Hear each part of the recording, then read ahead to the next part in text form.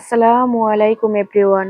কাছের, দূরের, দেশ ও দেশের বাইরে যে যেখান থেকে আমার ভিডিওটি দেখছেন, অন্তরের গভীর থেকে জানাই আন্তরিক কৃতজ্ঞতা। আশা করি সবাই ভালো আছেন, সুস্থ আছেন, আল্লাহর হেফাজতে নিরাপদে আছেন। আলহামদুলিল্লাহ, আপনাদের দোয়া ও ভালোবাসায় আমিও অনেক ভালো আছি। চলে এসেছি নতুন দিনে নতুন একটি ভিডিও নিয়ে। আশা করি আগের ভিডিওর মতোই এই ভিডিওটিও আপনাদের কাছে অনেক ভালো লাগবে। ভিডিওর শুরুতেই একটি লাইক দিয়ে ভিডিওটি ফুল ওয়াচ করার অনুরোধ করছি। মায়া ভরা সংসারে যদি কেউ নতুন এসে থাকেন, চ্যানেলটি সাবস্ক্রাইব করে দয়া করে আমার পাশে থাকবেন। ইতিমধ্যে যারা এই কাজটি করেছেন তাদের প্রতি রইল আমার অন্তরের অন্তঃস্থল থেকে অপরন্ত দোয়া ও ভালোবাসা।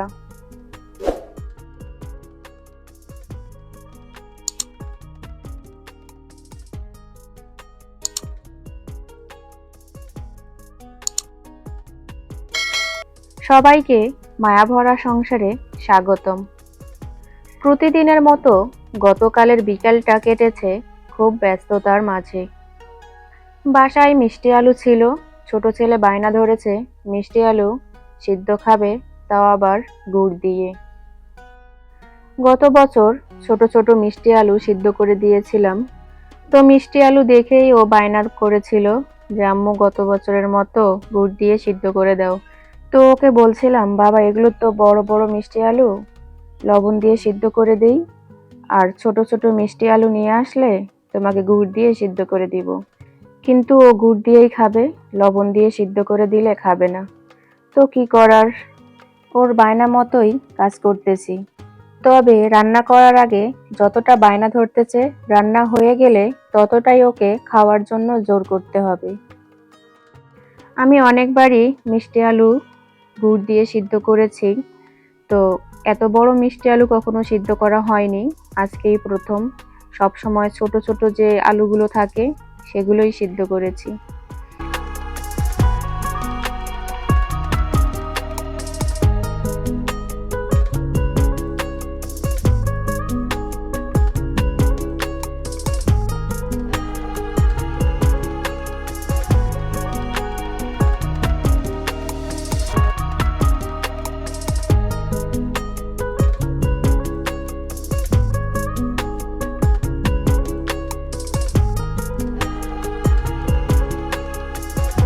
সব সময় খেজুরের গুড় দিয়ে সিদ্ধ করেছি, কিন্তু আজকে আখের গুড় দিয়ে সিদ্ধ করব।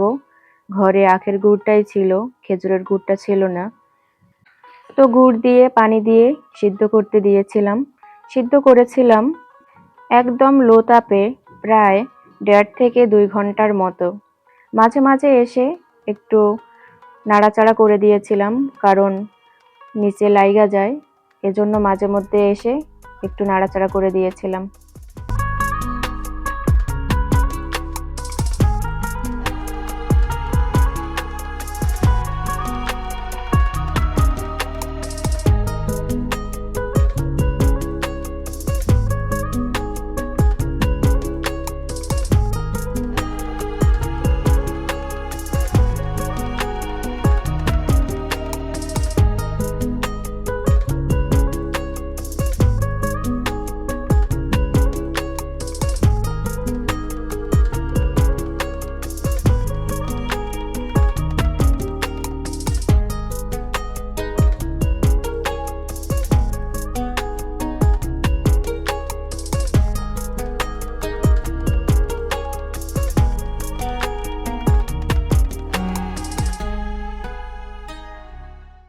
প্রথম অবস্থায় তলায় না লাগলেও শেষের দিকে একটু লাইগা যায়, এজন্য একটু নাড়াচাড়া করতেই হয়। তো আমার প্রায় শেষের দিকে হয়ে এসেছে। তো গুড়গুলো একটু লাইগা যায়, আর কুকারে বুঝে নিত নিচের দিকেই তাপটা বেশি পায়। তো এই তো আমার প্রায় শেষের দিকে মিষ্টি আলু রেডি। তো রান্না করার পর ছেলেরে বলছিলাম, বাবা হয়ে গেছে, খাবা না? তো কি বলছিল জানেন, রাইখা দাও আম্মু, পরে খাবো। অথচ বানাচ্ছিলাম না দেখে কান্নাও করতেছিল। তাহলে বোঝেন কেমনটা লাগে।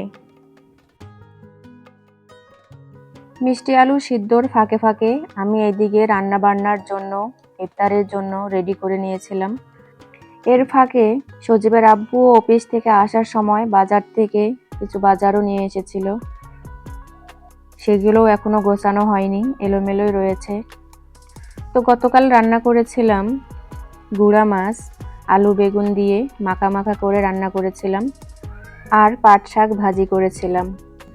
আর কারেন্টের তো গ্যারান্টি নেই, এজন্য ইফতারের জন্য ভাজা পোড়া আর কিছু করা হয়নি। ঝটপট করে চুলায় খিচুড়ি বসিয়ে দিয়েছিলাম। আর গতকালে আকাশটাও অনেক মেঘলা ছিল, বৃষ্টি হবে হবে মনে হচ্ছিল। আর বৃষ্টি হলে বোঝেনি তো, কারেন্ট থাকে না, এজন্য খিচুড়িটা বসিয়ে দিয়েছিলাম। খিচুড়িটা হয়ে গেছে।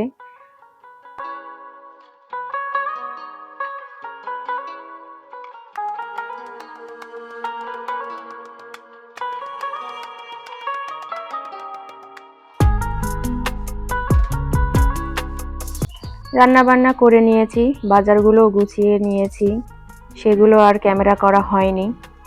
আর তাছাড়া ক্যামেরা করতে গেলেও আমার কাজও তাড়াতাড়ি হয় না, ছোট্ট একটা রুমে এলোমেলো লাগে, এজন্য চেষ্টা করি ঝটপট গুছিয়ে নেওয়ার।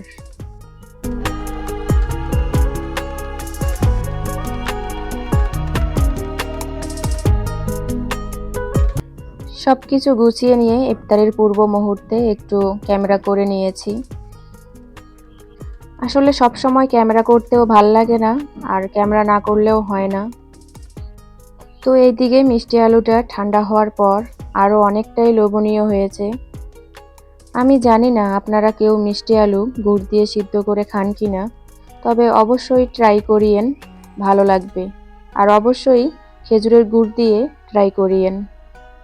আমি এখানে তেজপাতা, এলাচ, লবঙ্গ কিছুই দেইনি, আপনারা চাইলে দিতে পারেন স্বাদ বাড়ার জন্য। ইফতারিতে বেশি কিছু ছিল না, যা ছিল সবই সামান্য। খিচুড়ি বানিয়েছি, আর সজীবের আব্বু বাজার থেকে জিলাপি নিয়ে এসেছিল, আর দই খেজুর ফ্রিজেই ছিল। তো দইটা আমি বাটিতে উঠাইনি, মাগরিবের নামাজ পড়ে বাটিতে দিয়েছিলাম।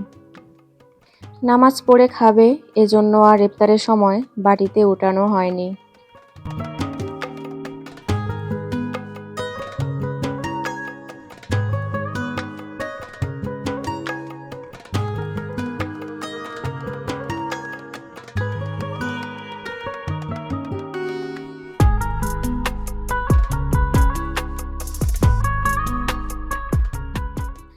জানি না ভিডিওর শুরু থেকে শেষ পর্যন্ত কে কে ছিলেন।